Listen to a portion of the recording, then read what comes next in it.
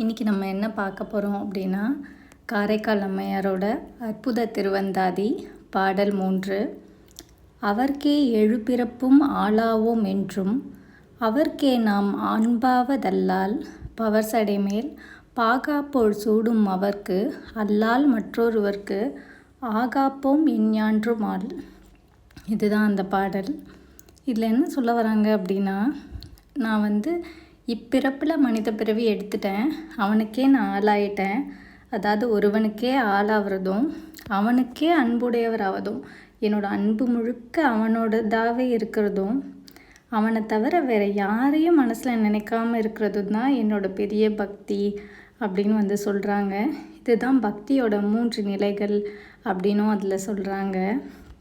நான் இப்போது இந்த பிறப்பில் நான் உனக்கு ஆளாயிட்டேன், இனிமே ஒரு பிறப்பு உண்டானாலும் அந்த 7 வகை பிறப்புன்னு சொல்கிறாங்க. அந்த 7 வகை பிறப்பில் நான் எதுவாக இருந்தாலும் உனக்கே ஆளாகணும், ஆளாவேன் அப்படின்னு அவங்க உறுதியாக சொல்கிறாங்க. அந்த 7 வகையான பிறப்பு என்னென்ன சொல்கிறாங்கன்னா, தாவரம், நீர் வாழ்வன, ஊர்வன, பரப்பன, விலங்குகள், மக்கள், தேவர். புழுவாய் பிறக்கினும் புண்ணியா உன்னடி என்மனத்தே வழுவாதிருக்க வாழ்த்தர வேண்டும் அப்படின்னு சொல்கிறாங்க.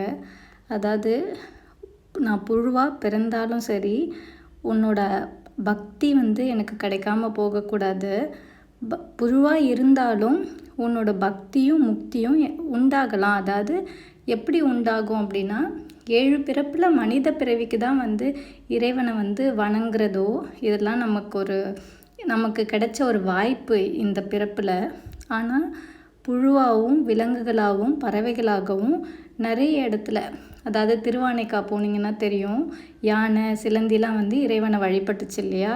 அந்த மாதிரி எந்த பிறப்பில் பிறந்தாலும் இறைவனை வணங்கலாம். ஆனால் அது எப்படி வணங்க முடியும் அப்படின்னா, அவனோட திருவருளால் மட்டும்தான் வணங்க முடியும். நம்ம நினைக்கிறதுனால பண்ண முடியாது. அவன் நம்ம அன்பின் காரணமாக, நம்ம உயிரோட முதிர்ச்சியின் காரணமாக அவன் நம்மளை செலக்ட் பண்ணணும். இதை மாதிரி ஒரு கள்ளி செடி முக்தி பெற்றிருக்கு, யானை முக்தி பெற்றிருக்கு, நிறைய இடத்துல முக்தியும் பக்தியும் கிடச்சிருக்கு. இதுதான் அம்மா சொல்கிறாங்க. கண்டிப்பாக நீங்களும் படித்து பாருங்கள், இந்த பாடலோட விளக்கம் புரியும்.